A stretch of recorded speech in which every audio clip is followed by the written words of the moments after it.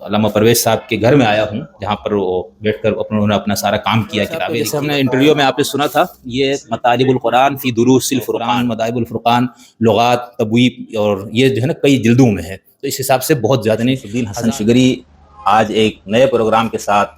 آپ کی خدمت میں حاضر ہوا ہوں، اور جیسا کہ ایک تو ہمارے چینل کا نام بھی ہے دا یونٹی آف ہیومینٹی، اور دوسرا ہمارا جو مقصد ہے وہ یہ ہے کہ جو بھی کوئی تحریک، کوئی فکر، کوئی فلسفہ، کوئی دھرم، کوئی مذہب، کوئی نقطۂ نظر جو بھی ہے جس کو بڑے مفکرین نے، اہل علم نے کوئی ترتیب دیا، کوئی کام کیا،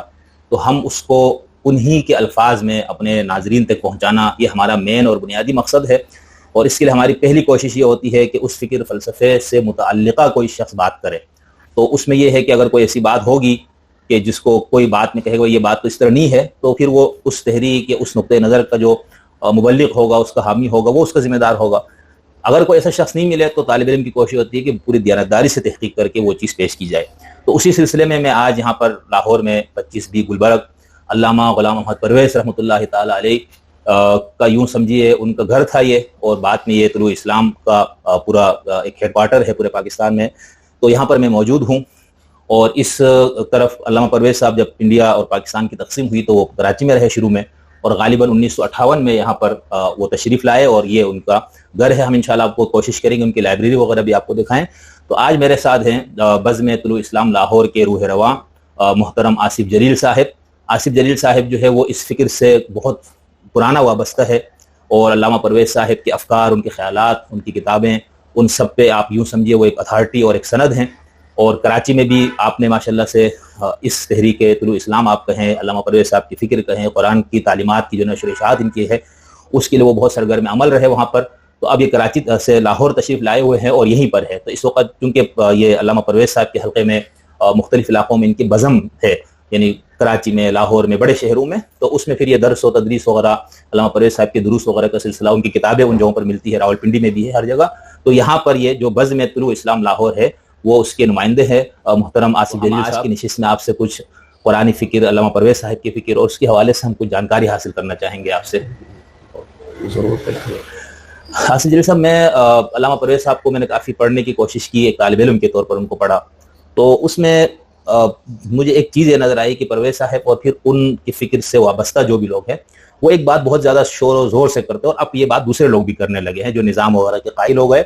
وہ کہتے ہیں کہ دین اور مذہب جو ہے اس میں فرق ہے، اور یہ ہم نے دیکھا پرویز صاحب نے ہی اس کو شدت سے اور بہت زور دے کے بیان کیا۔ تو ان دونوں میں فرق کے حوالے سے کیا وہ ہے، مطلب کس طرح آپ فرق کرتے ہیں؟ کیونکہ قرآن میں تو باقی مذاہب کے لیے بھی دین ہی کا لفظ ہے۔ یہ کہ اب جو انسان کی جو معلوم تاریخ ہے انسانی فکر کی، فلسفے کی، دانش کی، اس میں مذہب ایک حصے کے طور پر ہم اس کو لیتے ہیں۔ تو انسان کے بڑے کائنات سے متعلق، میٹا فزکس سے متعلق، انسان کی جو آپ نے مسائل بتائے اس سے متعلق، معاش سے، سیاست سے، اس پہ انسان کے بڑے بنیادی سوالات رہے ہیں۔ اب ہم یہ سمجھتے ہیں کہ بھئی دیکھو، لوگ یہ سمجھتے ہیں، یہ جو لوگ دین کا انکار کرتے ہیں، خدا وغیرہ کا، وہ بھی یہ کہتے ہیں کہ بھئی ہمیں بہت سے سوالوں کا جواب عقل انسانی نے دے دیا، بہت سے مسائل ہمارے سائنس نے حل کر دیے، تو اب دین کی کیا ضرورت ہے، ایک آسمانی ہدایت نامے کی کیا ضرورت ہے؟ کیا آپ سمجھتے ہیں کہ آج بھی اس کی ضرورت ہے؟ تو آپ یہ بھی دعویٰ کرتے کہ تاریخ کے ایک دور میں کچھ عرصے کے لیے آپ کا یہ دعویٰ سچ ثابت ہوا، قرآن کا نظام آیا کسی دور میں، خلافت راشدہ وغیرہ کو، آپ حضرت عمر کے دور کو، اس کو آئیڈیل کے طور پر آپ پیش کریں گے کہ دیکھو بھئی ہم، یعنی آپ یہ دعویٰ فرما رہے ہیں نا، آپ میرے جیسے بندے کہ یہ تو ایک دعویٰ ہے، زمین پہ دکھائے، تو آپ کے ہمیں حضرت عمر وغیرہ یا خلافت راشدہ کا دور بتائیں گے کہ بھئی یہ آئیڈیل تھا، قرآنی سسٹم تھا وہاں پر جو آپ لوگ سمجھتے ہیں دین کا۔ میرا اگلا ایک سوال یہ تھا کہ آپ لوگوں کو جب ہم علامہ پرویز صاحب کو پڑھتے ہیں، اور جو ان کا عہد تھا اس کو فلسفے کی زبان میں وہ کہتے ہیں وہ جدیدیت کا عہد تھا، ماڈرنزم کا، اور اس میں پوری دنیا میں نظاموں کی لڑائی، سوشلزم، کمیونزم، ادھر اسلامزم اور ادھر کیا کہنا چاہیے کیپٹلزم، ایک بہت 100-150 سال کی تاریخ۔ تو بہت سے لوگ بھی یہ کہتے ہیں اور ہمیں بھی پڑھتے محسوس ہوتے ہیں، علامہ پرویز صاحب نے جو دین کی تعبیر کی ہے اس دور میں، قرآن کی تشریح تفسیر، تو اس میں ہمیں وہ غالب نظر آتا ہے، بڑے بیانیے ان کے مقابلے پہ ایک دین اسلام۔ لیکن اب جس عہد میں ہم لے رہے ہیں اس کو عہد ما بعد جدیدیت کہتے ہیں لوگ، تو اس کے اندر تو اب کہا یہ جاتا ہے کہ بڑے بیانیوں کی موت ہو گئی، یعنی اب کوئی سوشلزم کا جھنڈا اور کمیونزم سے اس کی لڑائی اور کیپٹلزم سے، یعنی وہ ماحول نہیں رہا۔ تو کیا آپ یہ سمجھتے ہیں کہ ایسا ہی ہے کہ پرویز صاحب نے اس عہد کے اثرات کو قبول کر کے قرآن کی تفسیر کی؟ اگر ایسا ہے تو پھر ما بعد جدیدیت میں کیا اس کو دوبارہ سے نہیں ہونا چاہیے ان کے کوئی شاگرد یا آپ جیسے اہل علم جو یہ کام کرے، جو اس دور کے مطابق دین کی تعبیر کرے؟ یا یہ میرا مقدمہ ہی غلط ہے آپ کے نزدیک؟ اچھا، اب ہم جب اسلام کی تاریخ دیکھتے ہیں تو اس میں علامہ غلام محمد پرویز رحمۃ اللہ علیہ اور نے جو دین کی فہم کی ایک نئی طرح ڈالی، اور جس انداز سے انہوں نے، میں تو لوگوں سے کہتا ہوں وہ جن کوئی تھا، انسان ایسا نہیں کام کر سکتا، یعنی جو ان کی عمر مستعار ہے اور پھر اس میں نوکری بھی ان کی ہے، وہ سارا کچھ ان کے اس قدر 98% جو مذہبی جو اشرافیہ ان کی طرف سے مخالفت، عوام کو ان کے خلاف کیا گیا، بڑا پروپیگنڈا،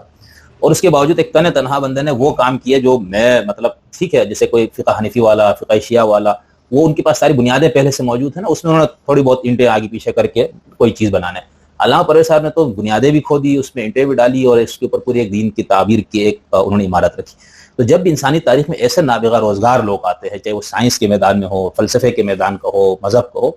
تو ہم اس کو، یعنی ہم اپنی، میرے طالب علم کی طرح ہم ان کو کہتے ہیں مجتہد ہے، مجتہد مطلق، کہ بھائی انہوں نے خود سے دین فہمی کے کچھ اصول ان کے سامنے انہوں نے باقیوں سے اختلاف کر کے لیے، پھر اس پہ دین کی تشریح کی۔ تو یہ چیز علامہ پرویز نے ہمیں نظر آتی۔ تو جب یہ کیا جائے گا، میرے جیسے کم علم انسان، کوئی اور شخص جو ان میں سے نیچے علم کا ہوگا، پرویز صاحب سے نیچے کی، تو وہ سب تو انہی کی فکر، یعنی جو انہوں نے دین کا فہم پیش کیا، وہ اسی کو لے کے چل رہے ہوں گے۔ تو اس صورت میں جب آپ لوگوں کو پرویزی کہا جاتا ہے تو آپ لوگ بڑے ناراض ہوتے ہیں، میں نے دیکھا۔ تو اس کی کیا وجہ؟ آپ لوگ پرویزی ہیں نا، پرویز صاحب کی فکر سے آپ لوگ وہ ہے، آپ اس بنیادی اصول کو تو ان سے لے رہے ہیں نا، دین فہمی یا قرآن فہمی کے۔ جی جی، اس میں آپ یہ کہتے ہیں ہم نے پرویز صاحب نے جو راہ دکھائی، وہ آپ سب یہ سمجھتے ہیں، جو بھی پرویز صاحب کے حلقے میں ہے، طلوع اسلام میں کہیں آپ کے،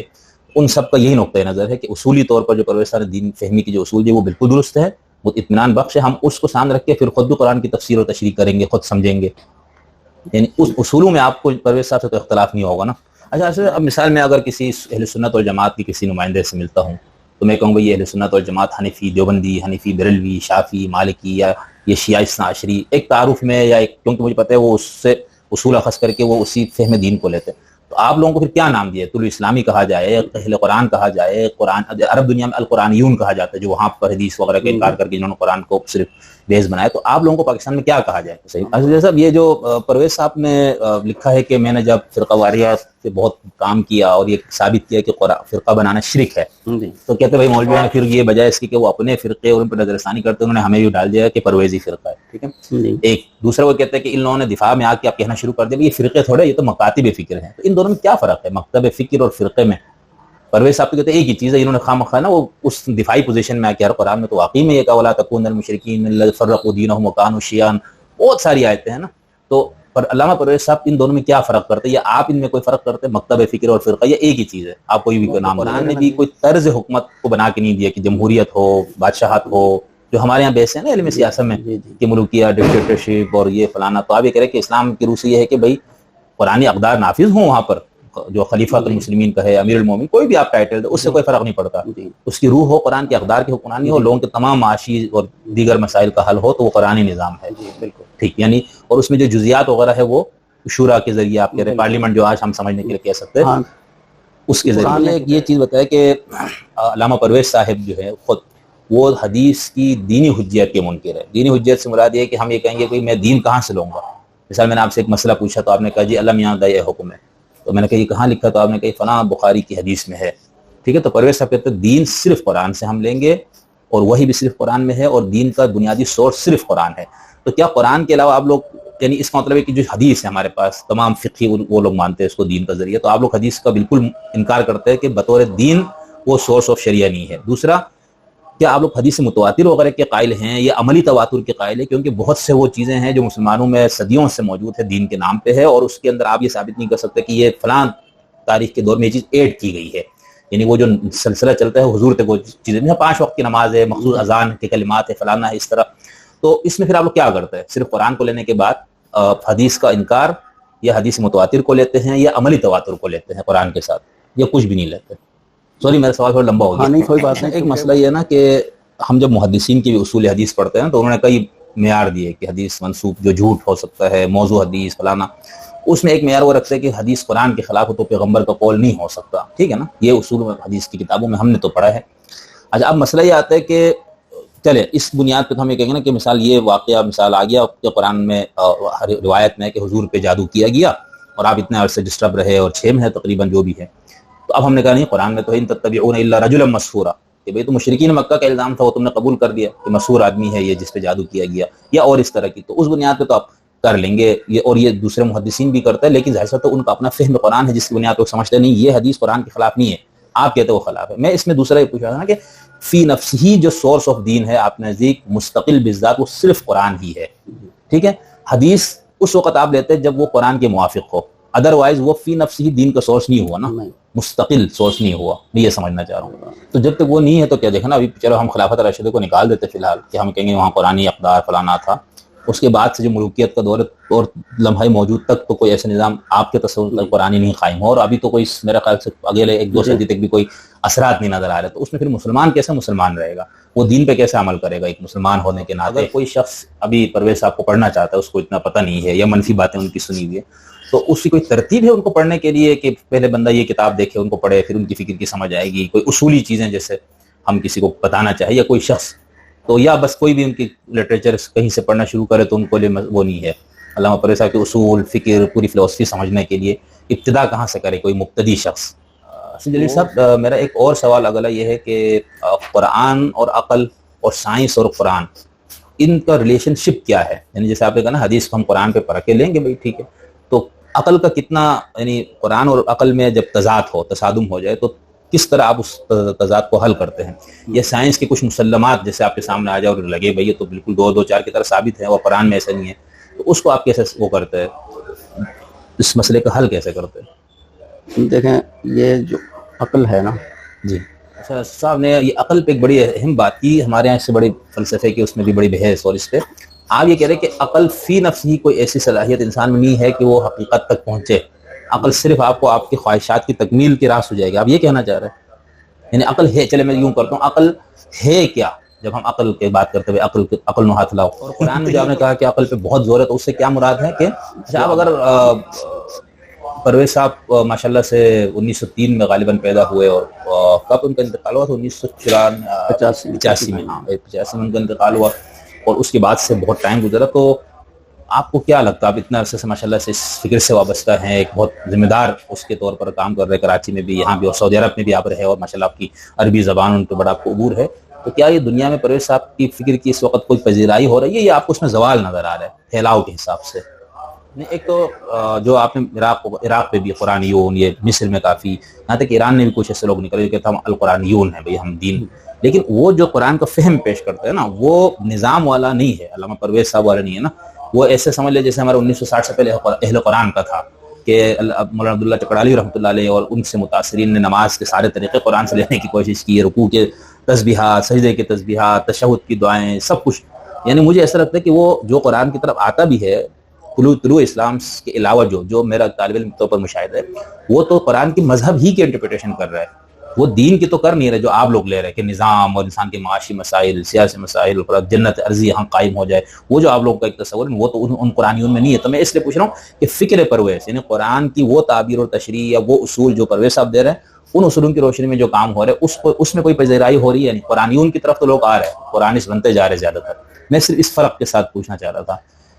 ان کو جو میں نے دیکھا, جلیل صاحب آپ کو میں بہت مشکور ہوں, بہت اچھے انداز سے, میرے تھوڑے سے سخت بھی شاید سوالات میں کوشش کرتا ہوں کہ نہ ہوں, اہل علم سے میں بہت شائستگی کے ساتھ سمجھنا ہوتا ہے, میں خود بھی کچھ سمجھوں, کوئی 2-4 سننے والوں کے ان کو بھی تو سمجھ میں آئے کہ بھئی یہ کیا ہے نا. تو اس وجہ سے کبھی میں تھوڑا سا میرا طریقہ ایسا ہو جاتا ہے کہ اس کو دوبارہ دہرانے کی یا میری ناقص نہ, تو میں اس لیے, لیکن آپ نے بہت شائستگی سے, میں آپ کو بہت مشکور ہوں. بس میں صرف 2 یا 3 سوال اور میں کروں گا, اس کے بعد میں آپ کا اتنا قیمتی وقت جو آپ نے مجھے دیا میں اس پہ آپ کو مشکور ہوں. ایک تو آپ مجھے یہ بتائیں کہ آپ کے